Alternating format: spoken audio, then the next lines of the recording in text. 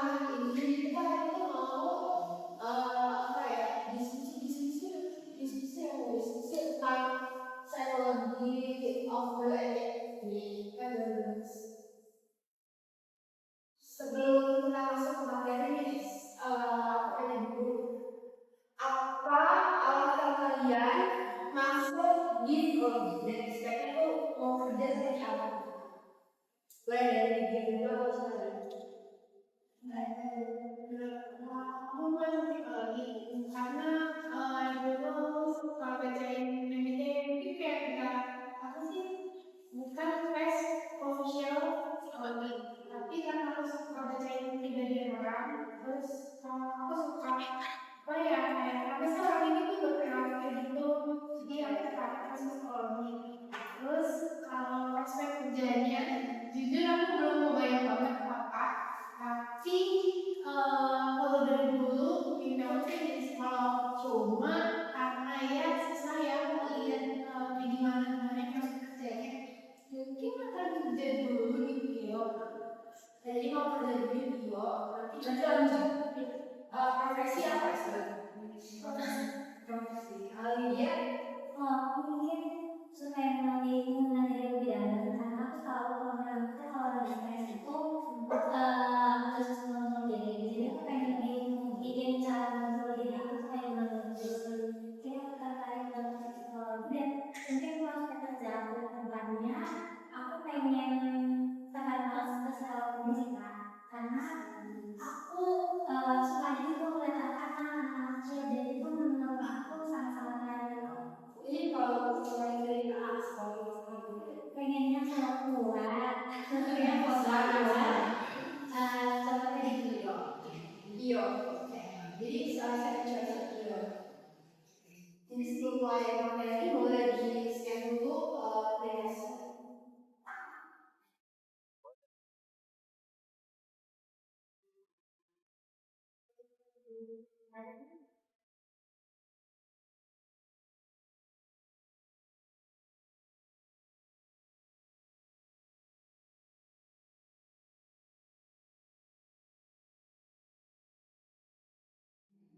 Jadi kita dalam pengajian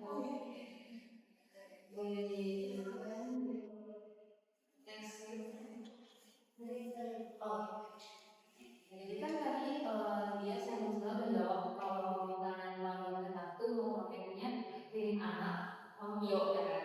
Nah kira-kira kalian sendiri udah tahu jalur pendidikan kayak gimana? Jalur pendidikan buat profesi tersebut?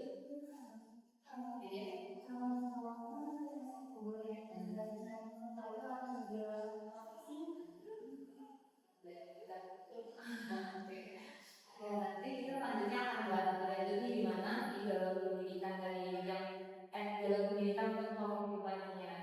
Dan nanti akan dibahas apa?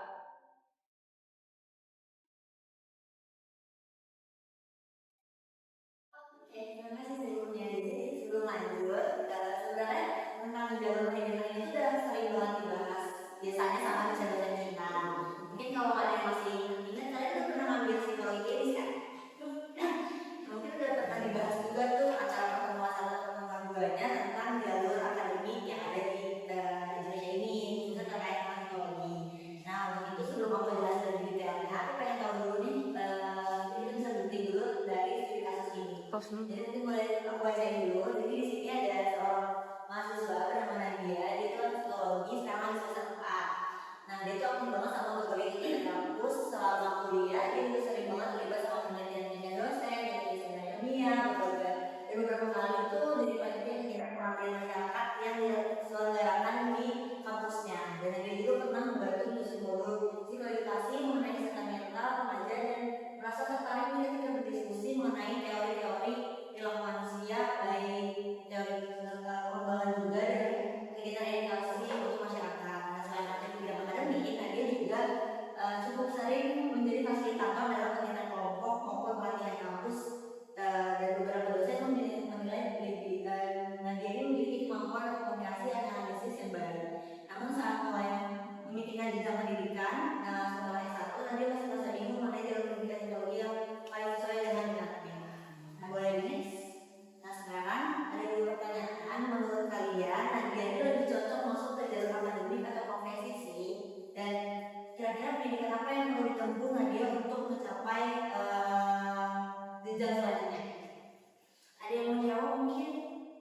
Ya coba ingat-ingat kira-kira psikologi klinis pernah dibahas kok.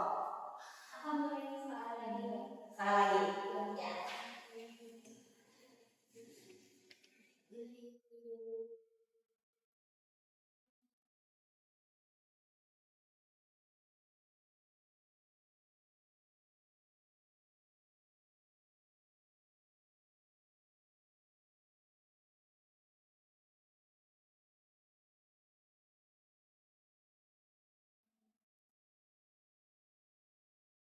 Dan kalian lebih ke akademika atau ke fisika?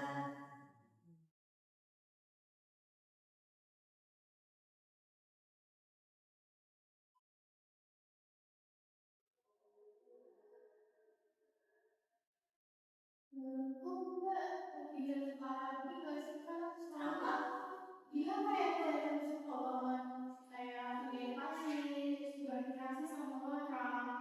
Ini juga kayak aku lebih suka kehidupan mulai dengan mental remaja. Terus dia tertarik berdiskusi mengenai teori berarti dia suka kan sama kayak penelitian gitu. Jadi menurutku sebenarnya tuh sedikit tapi apa yang dua aja dari itu jadi dosen. Kalau menurut dia kayaknya sama juga kalau aku karena dia akan kayak ngomong tentang bisnisnya juga mengembangkan model-model gila bisa saya ngomong Sudah. dibaca pertanyaan selanjutnya. Pendidikan apa yang mau dilalui? Jalur akademik harus kayak gimana? Budaya? Gak ada juga. Oke, kalau gak ada ikan, next. Nah, jadi mungkin aku langsung ke penjelasan aja. Jadi sebenarnya mungkin aku cuma mengulang yang Mbak Yai sudah pernah sampaikan. Jadi kalau dalam sistem Indonesia itu sendiri, terkait psikologi itu ada dua teman-teman pakai ada kurikulum lama sama kurikulum baru. Kurikulum baru itu baru banget digunain semenjak tahun 2023. Walaupun di sini tulisannya UPLP-nya 2022, tapi terselenggarakan itu di 2023 gitu. Yang paling beda dari kurikulum baru sama kurikulum lama tuh apa? Kalau dulu kurikulum lama tuh nggak ada tuh istilah akademik sama profesi karena nyatu, jadi ya udah sih kok sama kayak bidang pendidikan di prodi lain kayak kita manajemen dan sebagainya, dari manajemen satu manajemen lanjutkan S2 manajemen dan lanjut ke doktoral gitu. Nah di pendidikan yang baru beda lagi, jadi dibagi dua, ada dua cabang antara akademik dan profesi. Next. Nah gambarannya sebelum UPL itu kayak gini teman-teman. Jadi kalau misalkan kita kan sekarang yang satu psikologi kan, nah mungkin angkatan-angkatannya 3 tahun di bawah kita itu masih pakai UPLP yang bukan UPLP kan, ini pakai kurikulum yang lama. Jadi diawali sama S1 dulu, terus kemudian lanjut ke magister psikologi profesi. Nah magister psikologi profesi ini tuh nantinya di kurikulum yang baru itu dibuat jadi dua cabang gitu, ada yang akademik, ada yang profesi.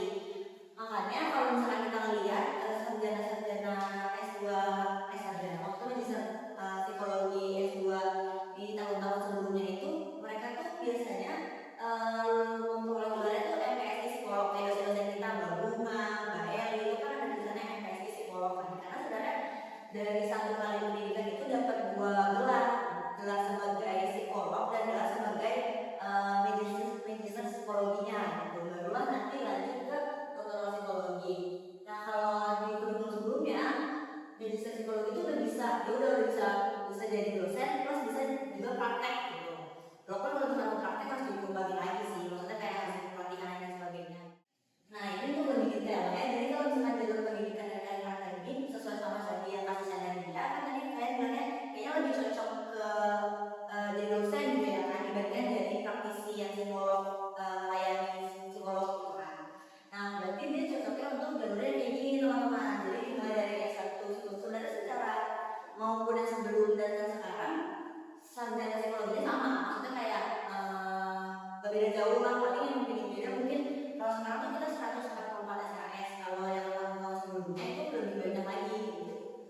sampai 160-an. Tapi secara awalnya itu sama-sama dimulai dari sarjana psikologi, terus lanjut ke magister psikologi. Nah, sama sebenarnya kayak kurikulum sebelumnya, namanya magister psikologi. Cuma bedanya apa? Bedanya adalah kalau tadi tuh ada sebenarnya kan MPSI psikolog kan. Nah, kalau sekarang enggak. Jadi kalau misalkan teman-teman mau ngambil jalur akademik menjadi dosen, menjadi research dan lain sebagainya, kalau misalkan ngambil magister psikologi di S2-nya, itu kalian udah dapat gelar psikolognya, karena kalian cuma dapat MPSI. Iya, cuma dapat MPSI-nya aja. Ini adalah jalur profesi. Kalau misalkan teman-teman mau jadi psikolog, entah mau psikolog klinis, psikolog jenis anak, atau orang dewasa, atau mau neurologi psikologis dan lain sebagainya, pakai jalur ini teman-teman. Sama, S1 ini sama kayak yang sebelumnya. Cuman bedanya apa? Bedanya di sini. Kalau tadi magister psikologi, itu magister psikologi itu bisa 2 sampai 2,5 tahun, tergantung kebijakan dari kampusnya. Gitu. Nah, di sini program psikolog nanti kalian itu dinyatakan kalau lulus dari sini S2-nya itu dinyatakan sebagai psikolog umum. Jadi belum ada tuh kadang-kadang dia bilangnya namanya psikolog klinis anak. Gitu. Itu belum berarti dia baru setengah dari jalan ya, dari sini. Dan di sini itu sebenarnya kurang lebih sekitar 1,5 tahunan. Gitu. Tapi bisa lebih juga tergantung kebijakan kampus sama tergantung sama orang yang kuliah gitu. Dan nanti di sini tuh ada namanya mata kuliahnya itu sebenarnya udah banyak karena kan itu 1,5 tahun kan. Cuma di sini tuh nanti ada namanya LPPTU. Jadi itu tuh kayak layanan program praktik psikologi umum. Nah di sini tuh jadi nanti kalian harus, kalau kalian tahu koas, mereka kan harus ini kan punya jam kerja sebelum mereka praktik secara nyata ya kan. Nah ini gitu. Cuma ini versi psikologinya. Jadi nanti kalian bisa ke layanan, bisa di komunitas, bisa di layanan pengambilan dan sebagainya. Gitu. Kalau kurang lebih kalau dari peraturan yang ada itu sekitar 6 SKS. 6 SKS itu 270 jam. Dan kalian harus minimal di 4 bidang itu, pokoknya ada komunitas, masyarakat, organisasi dan lain sebagainya. Jadi kalau dihitung untuk bisa lulus di sini kalian harus mungkin kalau kita bahasanya magang kali, tapi kalau itu lebih ke pelayanan, jadi layanannya sekitar 1.000 jam baru bisa dinyatakan lulus di salah satu mata kuliah. Dan itu salah satu mata kuliah ya, bukan cuma syarat aja gitu. Terus habis itu baru nanti kalian ada namanya uji kompetensi di sini. Uji kompetensi itu kayak gimana? Mungkin kalian pernah dengar kata surat izin praktek yang SIPP. Nah itu tuh kayak uji kompetensi. Jadi untuk bisa dapat SIPP itu surat psikolognya itu kalian harus uji kompetensi dulu. Bentuknya kayak gimana? Sebenarnya aku belum tahu karena aku belum ambil kan. Jadi kayak ada kemungkinan juga kayak tertulis sama lisan. Nah di sini baru tuh menjelaskan sebenarnya di sini tuh udah bisa jadi psikolog klinis dan lain sebagainya. Tapi belum spesialisasi lagi gitu. Baru sebenarnya psikolog klinis. Tapi kalau misalkan ini kan jenis anak, nah untuk masuk jenis anak masuklah ke ini. Jadi ini program spesialis. Mungkin di sini juga sama sih sekitar 1,5 tahunan. Nah di sini lah baru ini bisa spesialisasi. Jadi dia maunya di mana, atau misalnya Gila maunya di bidang apa. Kalau Gila misalkan Gila mau apa? Maksudnya di S1 ini daftarnya mau dilanjutin apa? Belum S2 sih kalau kayak Kamu berarti deh, tapi ada bayangan mau masuk ke psikolog, jadi psikolog kan?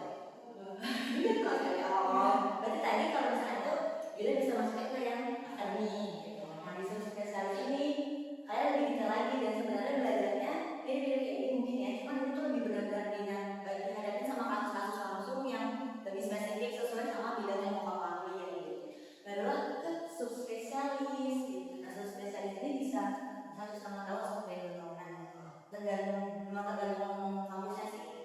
Nah di sini tuh nanti subspesialis itu maksudnya apa? Kayak misalkan dia maunya ngambil dari sana, tapi maunya fokusnya di bidang apa? Misalkan di bagian soal kayak gangguan belajar kah, atau fokus di autism kah, dan sebagainya. Jadi subspesialis jadi secara langsung si subspesialis ini sama tingginya kayak S3-nya di akademik. Sini ya, menurut kami apa? Berarti kalau yang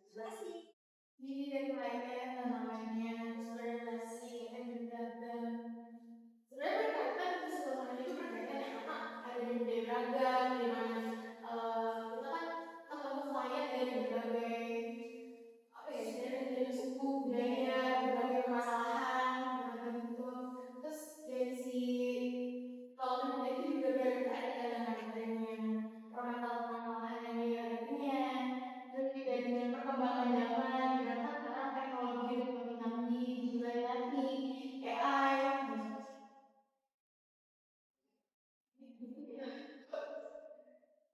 Oke, nah, kan tadi kalian tantangan besar yang kemungkinan akan dihadapi saat menempuh pendidikan dari profesi psikolog.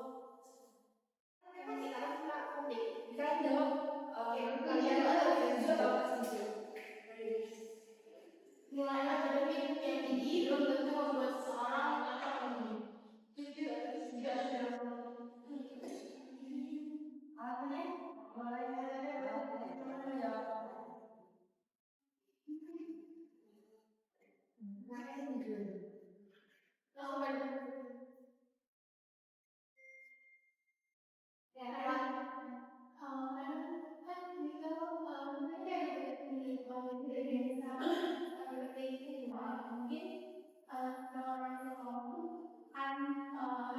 dari tadi dia juga ngomong tapi kan perlu empati terus juga perlu jadi benar baik terus ya harus put ourselves di spot on ini kan yang nilai praktikal analis dan nilai dari dalam apa ya bukan sebenarnya yang berbeda karena mungkin kalau yang akademik itu sebenarnya jadi kalau kalau psikolog itu memiliki kemampuan memori, kritis dan sebagainya yang mampu mengikuti tuntutan pendidikan psikologi yang cukup kompleks. Dimana kemampuan akademik ini penting karena sekolah harus memahami dari berbagai konsep ilmiah dan asesmen, intervensi dan serta kode etik yang ada. Jadi kan cuma yang tadi dibilang, nggak cuma dari gimana cara dia menghitung atau statistika, tapi juga dari asesmen, intervensi, serta kode etik harus dipegang sama psikolog. Oke, tadi kita udah voting karena kita quick biar lebih semangat ya. Itu adalah kalau misalnya hasil dari kalau ini kecuali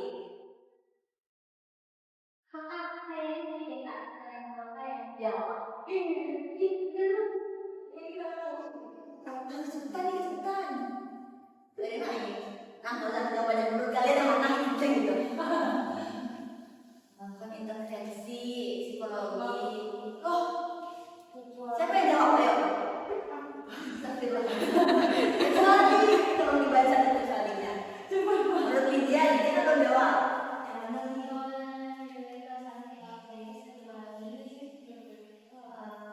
Jujuran, tanggung jawab, sama integritasnya. Tapi nggak ada psikolog aja kayak dia misalkan HR gitu kan, industri, kita harus dibawa tuh integritas, kejujuran, tanggung jawab. Kenapa? Karena memang pada dasarnya itu definisi dari kompetensi. Kalau ngomongin kompetensi, berarti kamu juga harus bertanggung jawab terhadap kompetensimu, terhadap apa yang kamu punya, jujur dengan segala tindakan kamu, etik, integritas dan lain sebagainya. Gitu. Jadi bukan cuma psikolog aja, semua profesi semua. Next. Nah, jadi di Indonesia itu buat standarisasi kompetensi itu mereka punya namanya KKNI atau Kerangka Kualifikasi Nasional Indonesia. Nah, KKNI ini dia punya 9 jenjang kualifikasi yang tidak dalam kelas 1 sampai dengan yang 9, di mana dibagi di 3 kategori. Level 1 sampai 3 itu operator, lalu level 4 sampai 6 itu teknisi, dan level 7 sampai 9 itu apa? Nah, di beberapa ini dari dalam sisi KKN itu dari teman ada hubungan terapeutik, hubungan interpersonal sama klien, intra, kalau kan sama psikolog gitu. Itu tuh harus dibangun juga, terus interdisiplin sama-sama tenaga kesehatan dan sebagainya, sama belajar lain, sama HR mungkin dan lain sebagainya, sama menghargai keberagaman. Itu kompetensi yang harus dimiliki, jangan sampai nanti psikolognya ternyata rasisme atau apa gitu.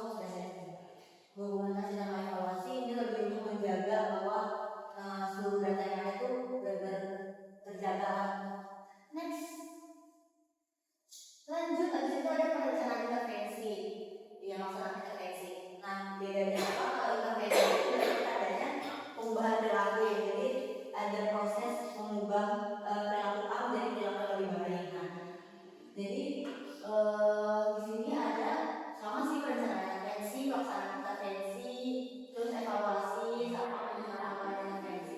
Memang kan kesannya kayak mirip-mirip ya, kayak ketika akhirnya seluruh semua. Pokoknya yang tadi tuh sama kayak ini kan. Memang nanti mungkin kalau dalam bidang tentang kekerasan sosial, konseling dan sebagainya kan lebih paham lah apa beda-bedanya dari ini. Terus kemudian melaksanakan pemantauan psikologis sama melakukan konsultasi. Jadi bisa dibilang dari banyak yang saya miliki, pemantauan pelaksanaan psikologis konsultasi itu paling akhir. Padahal mungkin kita tahu kan kalau psikolog kayak konsultasi konseling. Jadi konseling itu hanya kemampuan satu dibandingkan banyak kemampuan lainnya. Jadi memang aneh ya, jadi kita pokoknya balik next. Oke, sebenarnya itu sih kalau misalkan terkait kemampuan. Ini tuh kemampuan tadi itu memang sudah ditetapkan dan ditetapkannya sama Kementerian Kesehatan ya. Soalnya sekarang tuh di Indonesia belum kayak di luar yang psikologinya itu memang udah ada organisasi khusus atau udah ada peraturan khususnya. Karena sekarang peraturannya baru tuh dibuat belum dipakai juga. Jadi segala hal kayak kompetensi dan lain sebagainya itu masih diurus sama Kementerian Kesehatan gitu. Mungkin akan jauh lebih baik kalau nanti kita ada kompetensi baru yang akan dikembangkan. Mungkin sekarang aku mau nanya ini sebelum bagian terus kegiatan ini, menurut kalian kan tadi kan udah ada kompetensi fundamental sama fungsional. Secara langsung memang kaitannya sama dengan basisnya si psikolog. Terus yang buat psikologi kompetensi itu. Tapi kalau menurut kalian sendiri ada nggak sih kompetensi tambahan yang sebenarnya penting banget harus dimiliki saat ini mengingat berbagai macam tantangan